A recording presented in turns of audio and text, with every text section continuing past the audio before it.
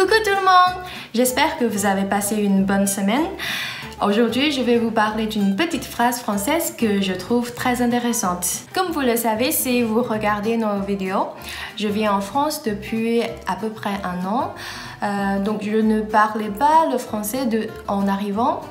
Et mon apprentissage du français se fait dans la vie de tous les jours. Donc je pense que ça peut vous intéresser. On en reparle un peu plus tard, mais dans ce nouveau programme, je vais vous donner mes observations sur le français tel que je l'entends tous les jours. Donc abonnez-vous dès maintenant pour ne pas manquer les prochaines vidéos. Ok, je profite de ce premier épisode pour vous expliquer la phrase « en profiter pour quelque chose ».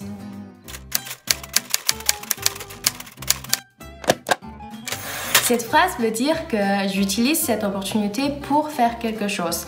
Donc en anglais, on peut dire I take this opportunity or occasion to do something.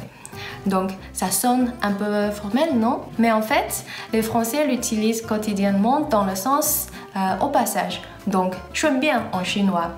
Par exemple, l'autre jour, ma belle-mère parlait à mon mari d'un livre qu'elle lui suggérait et quand elle est montée dans sa chambre pour autre chose, il lui a dit « T'en profites pour prendre le livre dont tu m'as parlé ?» Donc dans ce cas-là, tout simplement, il a voulu dire « Tu peux chercher le livre pour moi au passage ?» Voilà， 现在你们知道该怎么用法语来表达顺便这个词的意思了吧？除了用 au passage 以外呢，还可以用 en profiter pour quelque chose 这个表达，只需要根据人称变换动词变位就可以了。这大概是我第一次讲法语这么长时间，这脸部肌肉都要僵了。如果你也是第一次看我们的视频，或者刚刚关注我们的频道，在 Unique France 呢，我们和大家分享在法国诺曼底的一些日常生活，并且不定期的介绍一些比较有特色的旅游活动项目，可以说。比如之前我们拍过 Traversée、ULM， 还有 Balade à Cheval 等等，还有一些法国美食，比如我们之前去采访了自己拥有一家有机农场的面包师，还有努力为了成为米其林星级厨师的主厨，当然还有我们的和露露一起做蛋糕。那么后来发现有不少朋友其实也是抱着学习法语的目的来的。那么我先生呢就自告奋勇挑起了 Histoire de Parler 这个节目的大梁，同时呢，是为了也是为了让大家在学习法语的同时能够感受一下独特的法式幽默。另外我自己呢，其实也想利用这个平台和大家分享一下自己在学习法语过程中一些心得体会。但是因为我自己水平太低，就不是很有信心，一直也下不了决心。因为我自己真正开始认真学习法语，其实是去年11月份到法国之后，所以到现在算起来就是刚好1年的时间。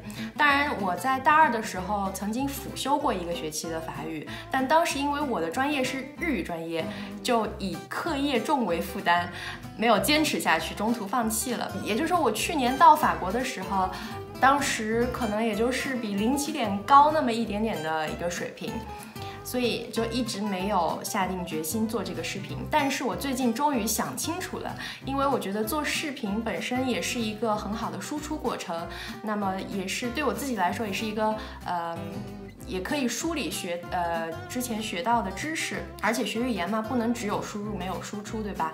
所以呢，就有了 Unique French 这个板块的诞生。当然，我想强调的一点是呢，因为我不是法语科班出身，所以我不会涉及太多的法语语法典的知识。在这里分享的呢，可能都是一些我自己现阶段对法语的一些看法还有理解。如果你想比较系统的学习法语呢，我觉得大家可以去看就是比较有名的Français avec Pierre 之类的，那我会尽量做到每周更新，和大家一起分享一些比较有用的、课本上不会出现的，但是法国人在日常生活中我会经常用到的短语，还有用法表达之类的，还有一些我自己觉得比较有意思的。所以如果你们喜欢这样的形式，一定要记得弹幕或者留言告诉我们，当然还要关注我们哦，你们的支持也是我做视频的动力。好啦，以上就是 Unique French 第1期节目啦，好像有一点点长，不知道有没有人看到这里那我们下周5见啦，à plus，ciao。